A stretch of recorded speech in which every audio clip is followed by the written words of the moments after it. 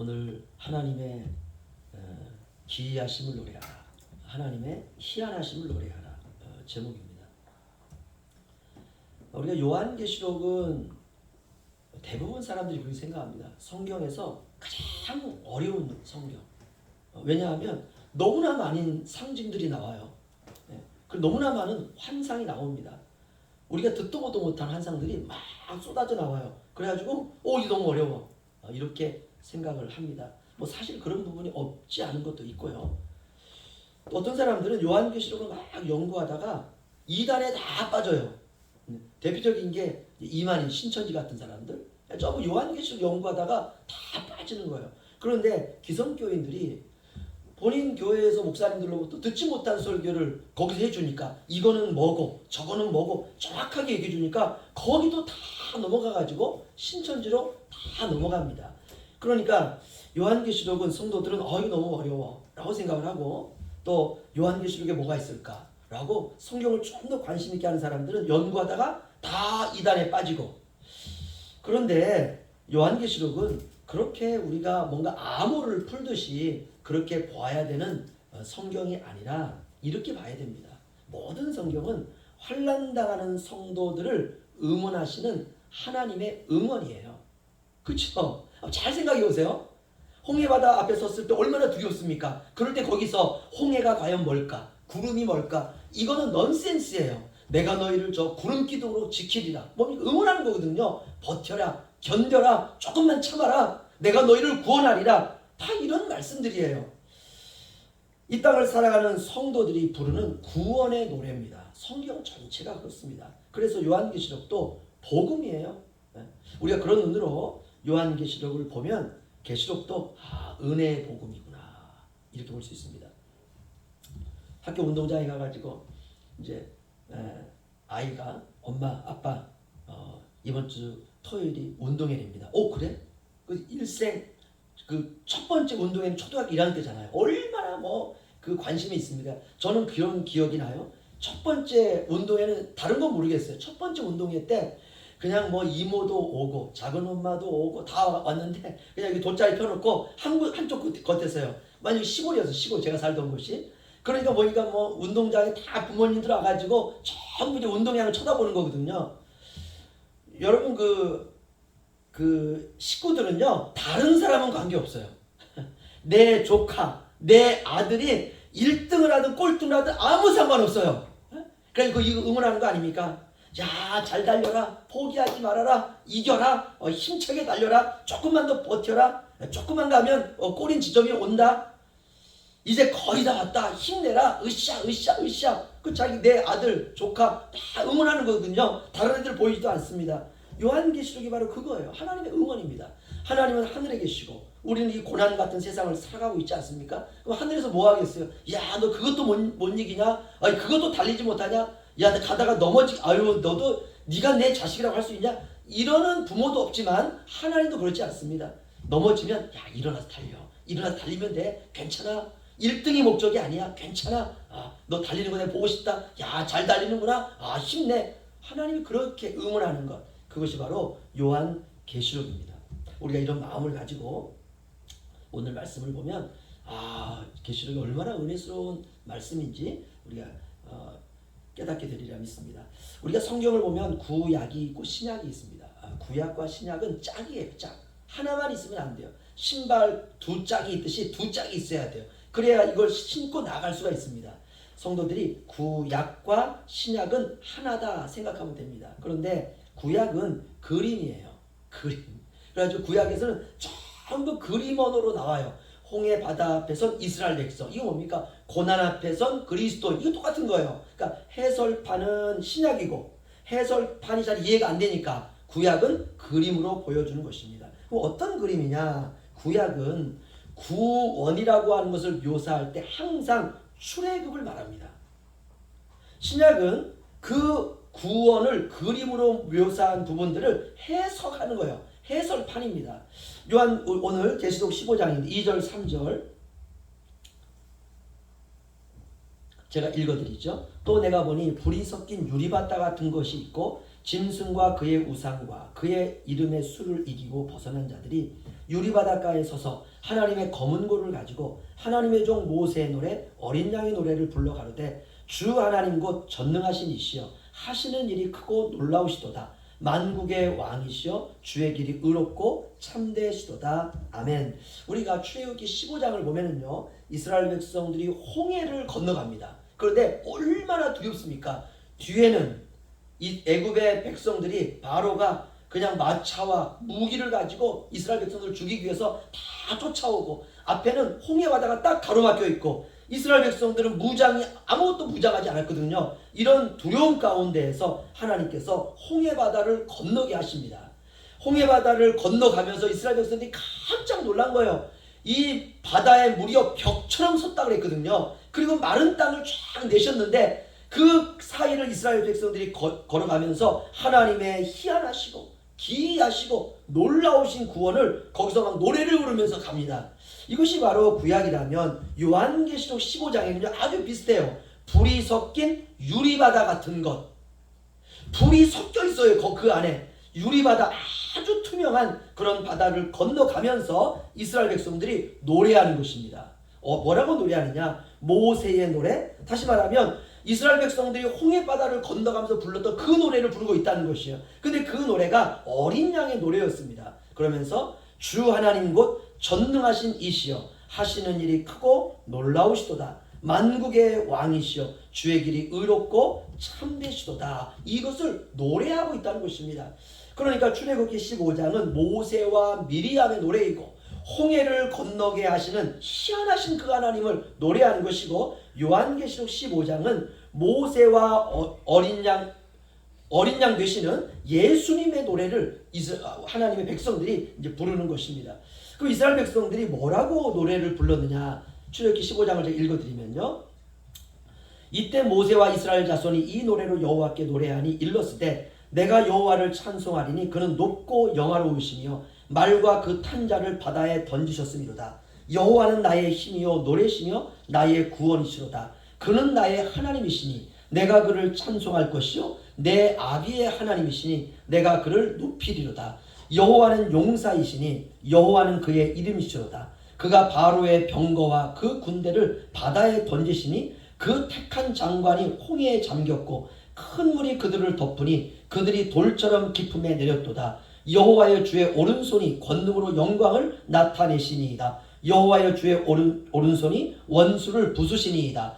주께서 주의 큰 위엄으로 주를 거스리는 자를 엎으시니이다. 주께서 진노를 발하시니 그 진노가 그들을 초기같이 사르니이다. 아멘. 이거를 노래로 한 거예요. 쉽게 말하면 아리랑 아리랑 아라리요. 우리 한국 사람들 이 정서가 있잖아요. 그렇죠? 하나님이 구원하셨도다. 이렇게 하면은 백성들이 다 같이 부르는 거예요. 그러니까 그들이 불렀던 리듬이 있었다는 것이죠.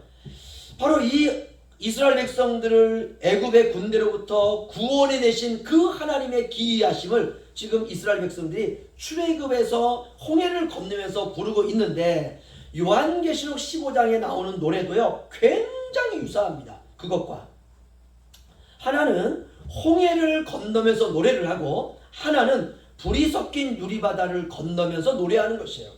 이스라엘 백성들은 홍해를 건너면서 노래했고 저와 여러분은 불이 섞인 유리바다를 건너면서 이제 이 노래를 부른다는 것입니다. 그럼 우리는 불이 섞인 유리바다를 건너면서 이 노래를 언제 부르느냐 하면 주님께서 이 세상에 재림하시기 직전 큰 환란이 있는데 이 환란을 지난 성도들이 노래한다는 것이에요. 요한계시록 16장을 가면은요, 16장은 뭐 대충 설명을 드리면 7가지 대접 재앙이 나옵니다. 이것은 하나님이 세상을 향한 마지막 심판이에요. 이 다음은 이제 끝입니다. 구약에서는 하나님의 백성들이 홍해를 통해서 애굽을 벗어나지만 계시록에서는 불이 섞인 유리바다를 통해서 성도들이 세상을 벗어나는 것이에요. 그러니까 출애굽기 15장에 나오는 홍해를 벗어나는 이스라엘 백성들에 대한 그림이 해설판으로 요한계시록 15장에 나오는 것입니다. 그림과 그림에 대한 확장된 해석판이 있죠. 요한계시록 15장 8절 우리 함께 보겠습니다. 우리 함께 읽죠. 시작.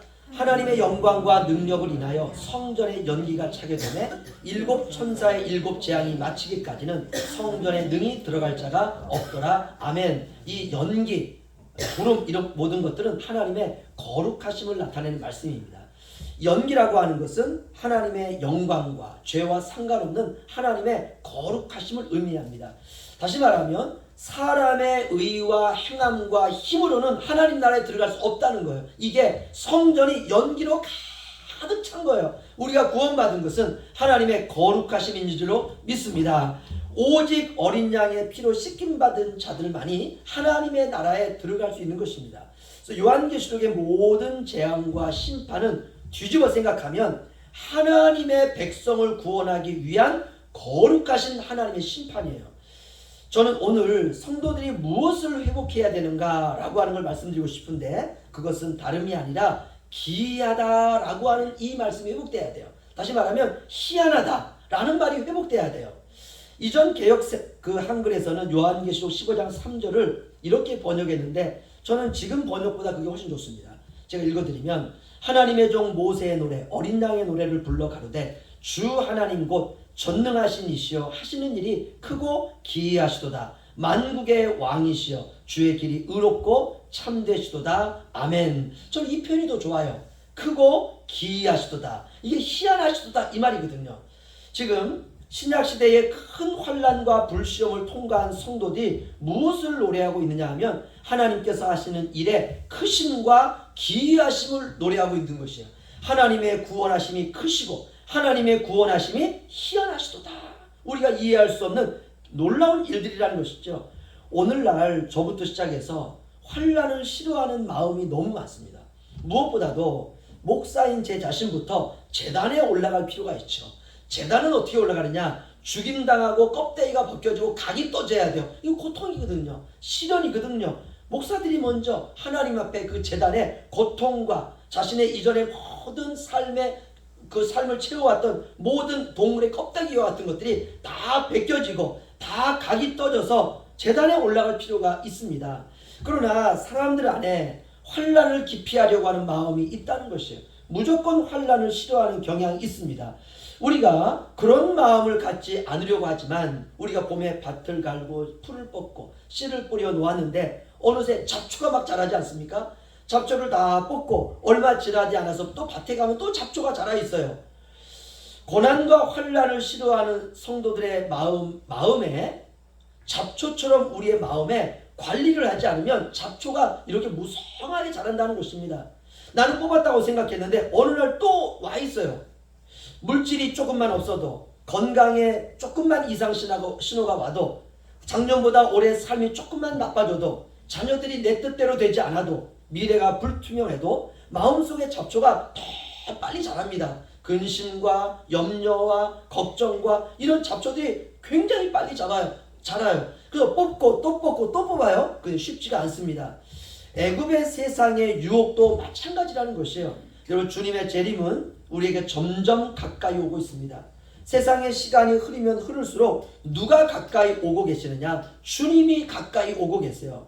우리의 죄를 대신 짊어지시고 십자가에 오르셔서 우리의 죄를 십자가에 못 박아 버리시고 죽으심으로 우리를 구원하신 주님은 죽으시고 사흘 만에 부활하심으로 사망 권세를 깨뜨리시고 승천하셔서 우리에게 성령을 보내주셨습니다. 이제 우리의 구원을 완성하시고 우리를 그 영광의 나라로 이끄시기 위해서 하늘 처소가 다 마련이 되면 주님이 우리를 데리러 다시 오십니다. 우리가 시간이 흐른다라는 것은 주께서 가까이 오셨다라는 뜻입니다. 그런데 주님의 재림 직전에 환난이 있습니다. 이것이 바로 오늘 요한계시록 15장에서 우리가 읽었던 불 섞인 유리바다를 건너야 하는 성도들의 환난입니다. 우리가 인생을 살면서 내 인생에 왜 이런 환난이 왔을까라고 그런 고민이 있습니다. 그럴 때 지금 불 섞인 유리바다를 건너고 있는 거예요. 이스라엘 백성들이 홍해 앞에서 두려워했던 것처럼. 그런데 하나님은 홍해 바다를 가르시지 않습니까? 우리가 예수 그리스도를 믿고 인생을 살 때 주님의 재림이 점점 가까이 오고 있는데 우리의 인생은 불 섞인 유리바다를 건너가고 있는 과정입니다. 그렇다면 우리가 어떻게 그 불 섞인 유리바다를 건널 수 있을까? 오직 하나님의 기이하심을 바라봄으로 건널 수가 있다는 것입니다. 그분의 구원과 어린 양의 피 뿌려 흘리신 보혈의 능력, 이것이 하나님의 기이하심이에요. 이것이 바로 희한한 것입니다. 어떻게 예수의 피가 나를 구원할 수 있는지, 나는 여전히 죄인인데 어떻게 예수 그리스도의 보혈을 믿기만 하면 내가 구원받고 능력 얻고 기적이 일어나고 치유되고 회복될 수 있는지, 이게 희한한 거예요. 우리가 이 하나님의 기이하심을 바라보아야 우리가 현재 우리의 인생에 와 있는 불 섞인 유리바다를 건널 수가 있다는 것입니다. 우리가 그분의 구원과 예수 그리스도의 보혈의 능력, 이것을 오직 믿음으로 붙들고 우리가 세상으로부터 우리의 눈을 주님께 향해야 된다는 것입니다. 성경은 성도들의 신앙을 이렇게 비유합니다. 정금 같은 신앙이다. 저와 여러분의 믿음은요, 정금이에요. 정금. 여러분, 풀무불에 재련되는 정금에 비유하고 있습니다. 세상의 모든 금은 돌 속의 작은 조각으로 박혀 있습니다. 눈에 보이지도 않습니다. 그런데 이 금을 캐러 가는 사람들은 딱 돌을 보면 알아요. 이 속에 금이 있다는 것을. 그래서 그 돌을 깨뜨려 가지고 와가지고 뜨거운 풀무 속에 집어넣게 됩니다. 이 풀무라고 하는 것은 돌 집어넣고 그냥 불 떼면은 이게 돌이 막 녹는 거거든요. 그러면 금은 가라앉고 불순물은 위로 뜨게 되어 있습니다. 이렇게 금을 하나하나 재련해냅니다. 이렇게 뜨거운 풀무가 불 섞인 유리바다입니다. 그렇다면 정금이라고 하는 것은 그 속에서 재련되는 성도를 의미한다는 것입니다. 여러분, 정금은 불을 두려워하지 않습니다. 성도는 고난을 두려워하지 않습니다. 성도는 불 섞인 유리바다를 두려워하지 않습니다. 그래서 우리가 정금으로 태어나는 것입니다. 마찬가지예요. 성도는 환난을 두려워하지 말아야 됩니다. 그래야지만이 정금과 같은 신앙으로 우리가 태어날 수가 있는 것입니다. 우리가 이제 점점 노후를 준비해야 되고, 이미 연로하신 분들은 이제 노후의 마지막 시기를 살고 있지 않습니까? 그런데 이제 노후를 준비하면서 사람들은 그런 생각을 합니다. 불안정한 미래로 인하여서 사람들의 마음이 쪼그라들고 있습니다. 두려움이 사람들의 마음을 쪼이고 있어요. 우리 과거의 신앙의 선배들은 우리보다 훨씬 더 열악한 환경에서 살았습니다. 제가 최근에 들은 어느 그 육지에 있는 교회에 그 목사님이 은퇴를 했는데 깜짝 놀랐어요. 듣고 퇴직금이 18억이래요. 근데 깜짝 놀랐어요. 우리 교회와 연관되어 있는 교회인데 18억. 우리 믿음의 선배들은요, 뭐 지금부터 한 뭐 30년 40년 전에 그분들이 뭐 일제시대 다 지난 선배들 아닙니까? 그분들이 퇴직할 때는 퇴직금이라는 세상에 어디 있습니까? 그분들 목회할 때 살아가면서 그냥 뭐 얼마나 많이 쪼들렸습니까? 성도들이 가져다 주면 먹고, 가져다 주지 않으면 뭐 굶는 거고, 그렇게 한국교회가 세워진 것이에요. 과거의 우리 신앙의 선배들은 우리보다 훨씬 더 열악했습니다. 그러나 그럼에도 불구하고 우리 신앙의 선배들은 미래를 걱정하지 않았어요. 그들은 가난하게 살았지만 천국을 바라보면서 이 세상을 나그네처럼 살았습니다. 그러니까 불 섞인 유리바다를 건너가고 있었던 것이에요. 여러분, 이 세상이 불 섞인 유리바다입니다. 그래서 우리의 인생에 고난이 너무 심각하게 오는 것이에요. 그분의 기이한 구원의 은혜를 불 섞인 유리바다를 건너가면서 바라볼 때 우리가 신앙의 승리를 이룰 수가 있습니다. 오늘 우리에게는 작은 것 하나에도 하나님의 기이하심과 경이로우심을 느낄 수 있는 신앙의 회복이 필요합니다. 너무 오늘날 마음이 삭막해지는 사막화가 진행되고 있습니다. 제가 과거에 읽었던 책 중에 전 이 대목이 너무 좋아가지고 이 대목을 제가 메모를 해놨어요. 제가 한번 읽어드리겠습니다.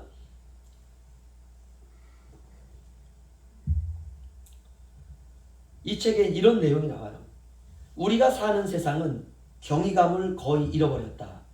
우리는 다 자란 어른이 되었다.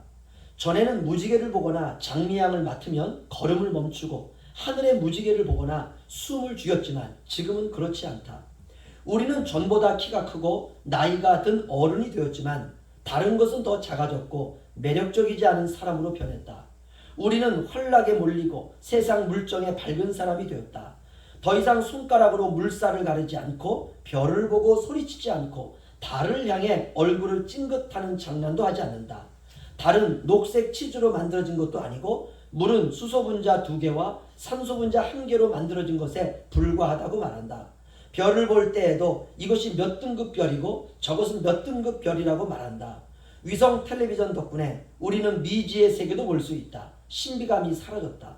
어른조차 천둥 소리 때문에 간이 콩알만해져서 벌번 떨 일이 그리 오랜 과거의 일이 아니다.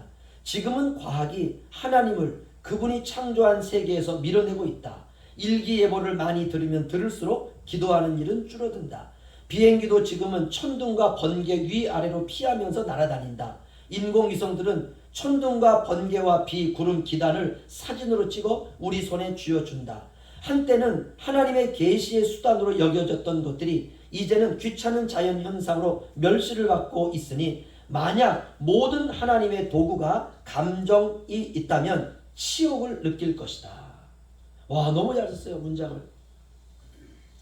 하나님께서 우리에게 베풀어 주시는 모든 것들이 기이하고 신기한 것인데 마치 오리가 물 위에 떠가지고 막 발버둥 치는 것도 이게 너무 신기한 것인데 우리의 삶과 눈이 신앙으로 그것을 집중하지 않는다는 것이에요. 하나님이 우리에게 베푸신 기이한 것을 저와 여러분이 한 주간 동안 영적인 조리개로 모아서 보시기를 주의 이름으로 축원합니다.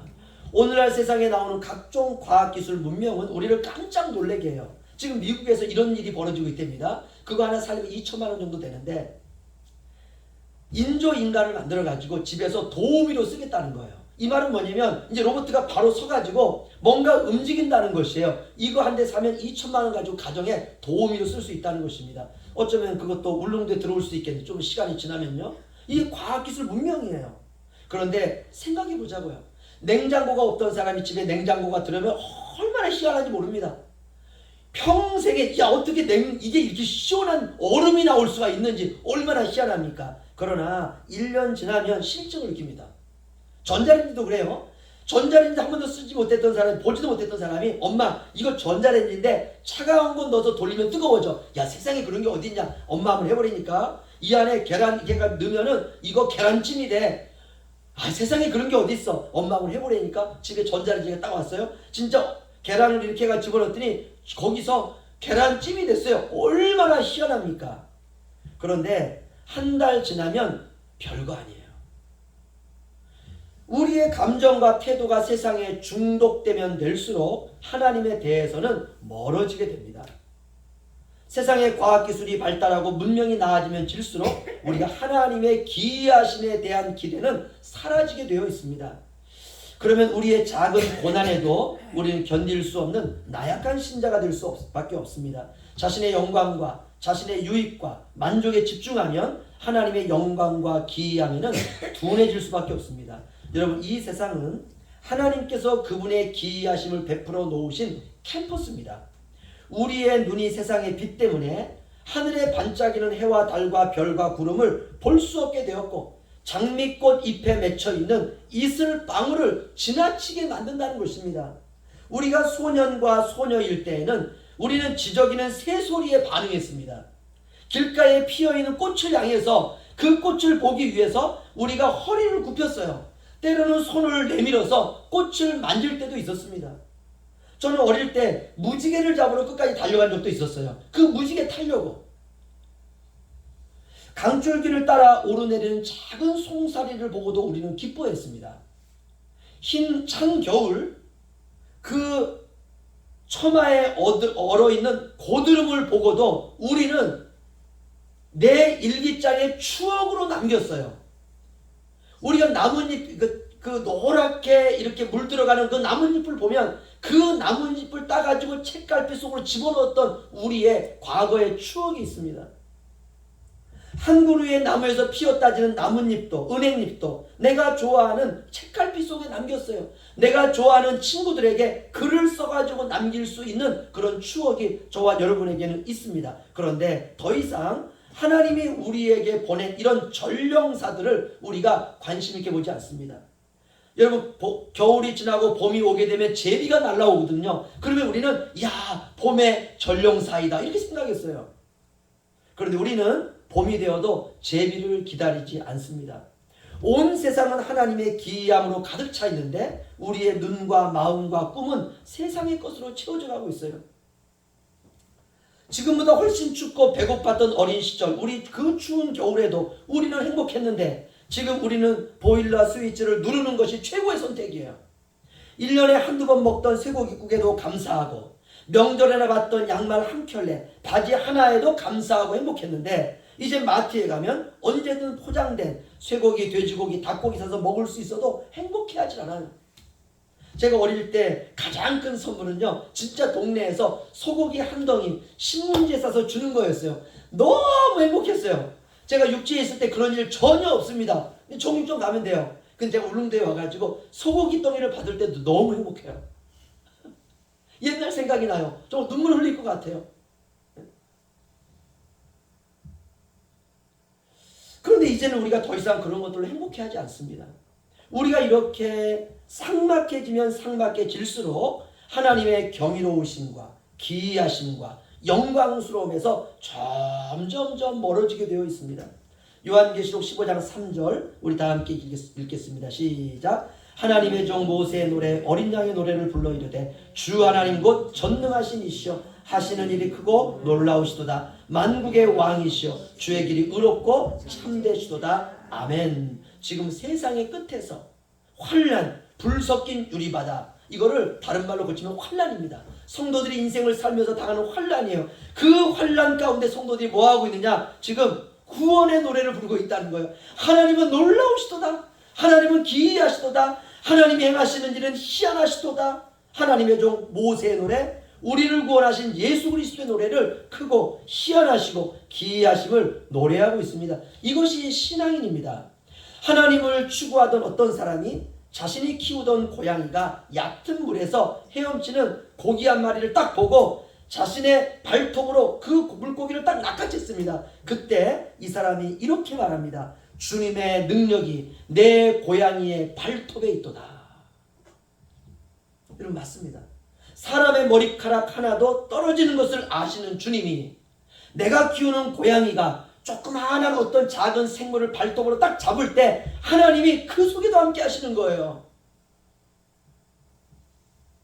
저는 크루즈선을 타고 바다를 가끔 육지를 나갈 때 따라오는 갈매기를 보게 돼요. 사람들이 새우깡을 주면 갈매기 따라오면서 새우깡을 이렇게 잡아챕니다. 그리고 그 새우깡을 먹고 소리를 깍깍 지르기 시작해요. 하나님께서 갈매기에 입에 주신 찬양을 우리가 들을 수 있을까? 하나님의 능력이 갈매기의 부리에 있도다. 할렐루야. 이게 불 섞인 유리바다를 건너가는 성도들의 노래예요. 하나님은 우리에게 거룩한 상상력을 주셨습니다. 하나님의 창조를 보고 기억해낼 수 있는 하나님의 기이함에 대한 상상력. 권사님들이 다리가 아프셔가지고 막 뛰지 못하잖아요. 그렇죠? 이렇게 어떻게 해서든지 교회에 이렇게 오시는 그 모습을 제가 보면서 제 마음속으로는 그래요. 하나님의 능력이 권사님의 발끝에 있도다. 이것이 하나님께서 자연과 우리의 삶에 베풀어 놓으신 하나님의 기이하심이에요. 웬만한 이게 악기를 구비된 곳에서는 트럼펫도 불고 오케스트라도 있고 성가대도 다 있잖아요. 그렇죠? 성가대니까 찬양하는 거고 오케스트라에 찬양하는 거고 헤세대 팀이니까 앞에 나와가지고 달란트가 있으니까 찬양하는 거고 우리는 그렇게 생각해요. 그러니까 기이하심을 다 잃어버리는 거예요. 하나님의 능력이 반주를 하고 있는 권집사님의 손끝에 있도다. 손톱에 있도다. 이렇게 하나님께서 우리에게 베풀어 놓으신 하나님의 기이하심이 굉장히 많습니다. 하나님께서 예수 그리스도 안에서 우리를 향한 기이한 사랑을 베풀어 놓은 것, 이것을 두 글자로 은혜다 이렇게 말해요. 이것이 바로 어린 양의 노래입니다. 죄인을 구속하시는 은혜의 노래. 그 은혜는 너무나 기이해서 우리의 이성으로는 이해할 수 없기 때문에 믿어야 돼요. 여러분 호세아서를 우리가 수요일날 설교를 다 끝났는데 이런 내용 아닙니까? 호세아가 한 아내를 자기의 여자를 아내로 맞이했는데 이 아내는 가정을 지속할 수 없는 사람이에요. 늘 밖에 나가서 외간 남자를 만나는 것이에요. 그럼에도 불구하고 한 아내로서 가정을 지속할 수 없는 사람임에도 불구하고 그 사랑의 관계를 지속하기를 원하시는 하나님의 마음이 호세아서에 나타나고 있어요. 이것이 바로 기이한 거예요. 이것이 바로 희한한 거예요. 그런 여자면 바로 이혼해버려야 되는데 하나님께서 만들어 놓으시는 그 사랑의 관계를 계속해서 지속하시기를 원하시는 그 하나님의 마음, 우리가 호세아서를 통해서 읽어내는 것인데 그걸 우리가 은혜다 이렇게 말합니다. 그 사랑이 하도 기이해서 계속 외간 남자를 만나러 나아가는 그 여자를 왜 하나님은 붙들어 가지고 와서 호세아에게 계속해서 그 관계를 유지하게 하시는지, 그 사랑이 너무 기이해서 인간의 표현으로는 불가능합니다. 그런데 그것을 표현해 놨어요. 성경에요. 제가 읽어드리겠습니다.